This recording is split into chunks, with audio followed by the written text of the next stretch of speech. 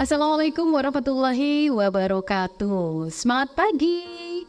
Oke, teman-teman, kali ini saya di sini akan membawakan podcast yang dengan tema kita ini pengenalan kampus Universitas Pancasakti. Dan kebetulan hadir bersama saya juga Ibu Sriwatini, Dr. Sriwatini MPD, Ibu Wakil Rektor Kemahasiswaan dan Kerjasama Universitas Pancasakti. Ibu cantik, apa kabar? Alhamdulillah baik, very chic. Iya, oke. Bagaimana tadi perjalanan menuju ke kampus? Berapa lama Bu dari rumah? Kurang lebih 1 jam. 1 jam, oke, 1 jam. Oke, baik Bu. Saya mau bertanya Bu tentang Universitas Pancasakti ini. Program bidangnya apa aja sih Bu? Baik, selamat pagi untuk semuanya. Terima kasih atas kesempatannya. Semoga semuanya berjalan lancar. Amin. Kalian dan sebelumnya terima kasih atas kesempatannya bagi Universitas Pancasakti Bekasi untuk diberikan kesempatan menyampaikan pengenalan terkait Universitas Pancasakti Bekasi pada pagi hari ini. Sekali lagi terima kasih Ibu ya Sama-sama. atas pertanyaannya dan kesempatannya. Baik, saya sampaikan Bapak Ibu sekalian bahwa Universitas Pancasakti ini memiliki kurang lebih 10 program studi. Oke, 10 program studi. Baik, ya, jadi ada 3 fakultas ya, Fakultas Pendidikan, Sains dan Teknologi, dan Ekonomi dan Bisnis. Nah, semuanya itu masing-masing ya ada 10 program studi. Nah, kemudian ada diploma, ada S1 dan ada S2. Seperti itu, Ibu.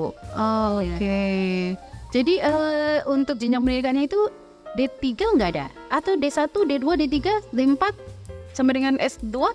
Kebetulan memang ada program diploma ya. Diploma kebetulan kemudian S1, kemudian S2 seperti itu. Nah, terus kemudian terkait dengan beberapa programnya ya, nanti kita bisa lebih lanjut ya, kalau bisa kita ketemu lagi. Ada pendidikan ekonomi, pendidikan bahasa Inggris, pendidikan anak usia dini, kemudian sains dan teknologi itu ada teknik informasi, kemudian ada sistem informasi, kemudian ada manajemen ya. Nah, kemudian untuk yang S2 itu ada pendidikan anak usia dini untuk saat ini. Nah, S2 pendidikan anak usia dini itu memang di Indonesia saat ini adalah satu-satunya kampus swasta yang ada di Indonesia untuk program S2 PAUD seperti itu. Nah, adapun saat ini kami sedang mencoba mengajukan untuk S2 manajemen dan S2 bahasa Inggris. Harapannya dengan acara pagi ini, mohon doanya semoga Pancasakti ke depan memiliki program S2 yang benar-benar dibutuhkan oleh masyarakat. Semoga saja program S2 bahasa Inggris segera terbit SK-nya, kemudian yang manajemen juga segera terbit SK-nya, dan harapannya program studi yang lain yang pasca sarjana maupun yang S1 itu akan kami terus membuka sesuai dengan kebutuhan masyarakat. Nah, kenapa memang kami sampaikan bahwa saat ini kami 10 program studi, karena memang kami saat ini masih baru belajar, kami baru tahun keempat. Kami masih baru, karena awalnya adalah merger seperti itu. Ini adalah 3 perguruan tinggi ya. Ada sekolah tinggi STKIP, kemudian ada sekolah tinggi komputer, kemudian ada sekolah tinggi ekonomi, dan setelah merger ya 3 tahun lalu ya, itu menjadi Universitas Pancasakti Bekasi. Seperti itu, Ibu. Ya. Nah, kalau di Universitas Pancasakti ini ada program beasiswanya nggak sih, Ku? Baik, alhamdulillah program beasiswa itu banyak sekali. Kebetulan karena saya di kemahasiswaan dan kerjasama, jadi akan saya sampaikan terkait dengan beasiswa. Itu pertama ada beasiswa KIP LLDikti. Itu beasiswa reguler yang itu akan mendapatkan beasiswa itu full dari awal masuk sampai selesai. Ada syarat? Syaratnya salah satunya adalah memang ini bagi anak-anak tidak mampu. Seperti itu ya. Jadi memang ada beasiswa full. Nah, tahun ini saja ada lebih dari 300 ya Saat ini ya Pancasakti ada lebih dari 300 yang mendapatkan beasiswa seperti itu ya. Dan sekarang ini juga saat ini pagi ini juga lagi memasukkan data lagi karena ada kesempatan lagi untuk mengajukan beasiswa itu. Jadi harapan kami keberadaan Universitas Pancasakti ini di samping untuk memberikan kesempatan kepada yang mampu, juga bagi yang tidak mampu, karena benar-benar diberikan beasiswa full, bahkan ada uang saku seperti itu ya. Nah, tidak hanya itu saja, ya ada juga KIP aspirasi itu ya, yang biasanya dari anggota dewan, kemudian dari beberapa lembaga ya, itu kita juga mendapatkan. Nah, juga ada dari pemerintah Kota Bekasi, itu juga ada dari beberapa lembaga seperti Bank BSI. Nah, itu juga ada beasiswa. Jadi kami mencoba bagi mahasiswa yang mampu, alhamdulillah ya, mereka bisa kuliah dengan selesai dengan baik, tinggal kami memberikan pelayanan, harapannya bisa memberikan yang terbaik walaupun kami masih belajar. Bagi yang tidak mampu, kami benar-benar membantu anak-anak mahasiswa ini. Jadi kalau tidak masuk ke dalam program KIP reguler, KIP aspirasi, kalau tidak masuk ke KIP aspirasi, kita carikan beasiswa Pemkot. Kalau tidak bisa lagi, kita carikan beasiswa misalnya seperti Bank BSI atau lembaga yang lain seperti DKI pun kita mendapatkan itu. Nah, mungkin perlu kami sampaikan juga bahwa memang ya Ibu ya, mungkin ini agak meluas ya terkait dengan Universitas Pancasakti ini. Memang mungkin di setiap perguruan tinggi tentunya ada Tridharma Pendidikan Tinggi. Ya, ada pendidikan, penelitian, pengabdian masyarakat, dan publikasi. Bisa dibilang catur. Ya, kalau dulu adalah Tridharma Pendidikan Tinggi lah, sekarang kan publikasi termasuk di dalamnya, bisa juga dikatakan sebagai catur Dharma Pendidikan Tinggi. Nah, terkait dengan pendidikan ini Ibu, kalau tadi kami sampaikan ya, ada pendidikan ini kita banyak memberikan beasiswa, ada juga program RPL. Nah, saya bahagia sekali pagi ini diberikan kesempatan karena bagi karyawan-karyawan perusahaan yang ingin melanjutkan kuliah di kami, itu bisa melanjutkan di kami Ibu. Nah, mungkin kalau sudah itu, nah dengan program studi yang kami tawarkan sehingga bisa memilih program mana yang sesuai dengan keinginan masing-masing. Itu terkait dengan pendidikan. Nah, terkait dengan penelitian, dengan harapan kolaborasi ini, penelitian ini semakin banyak karyawan perusahaan yang bisa kuliah lagi, mengembangkan diri lagi, yang butuh ijazah, butuh pengetahuan lebih gitu ya. Nah, itu nanti hasilnya bisa kita jadikan suatu penelitian. Jadi harapannya dengan kehadiran Universitas Pancasakti ini bisa berkolaborasi dengan berbagai lembaga, perusahaan, sehingga kalau karyawannya menulis yang sudah menjadi mahasiswa, itu kan akan bisa menaikkan bepometriknya perusahaan juga. Misalnya saya adalah sebuah karyawan perusahaan, karena dulu juga saya di teknik industri, gitu ya.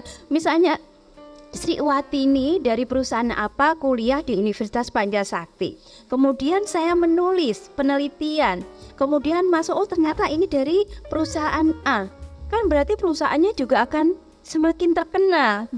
Gitu ya. Itu baru satu karyawan. Nanti kalau dalam perusahaan itu ternyata ada 300 karyawan, semua kuliah, berarti perusahaannya meningkat, SDM-nya, profesionalismenya juga nanti akan semakin terkenal. Ini dari perusahaan mana sih? Kok di dalam dunia IT gitu ya, di dalam cloud kok muncul terus nama ini, perusahaan ini. Nah, itu kan saling akan kolaborasi yang sinergi, yang kolaborasi yang benar-benar saling menguntungkan. Nah, itu terkait dengan penelitiannya. Ada pengabdian masyarakat.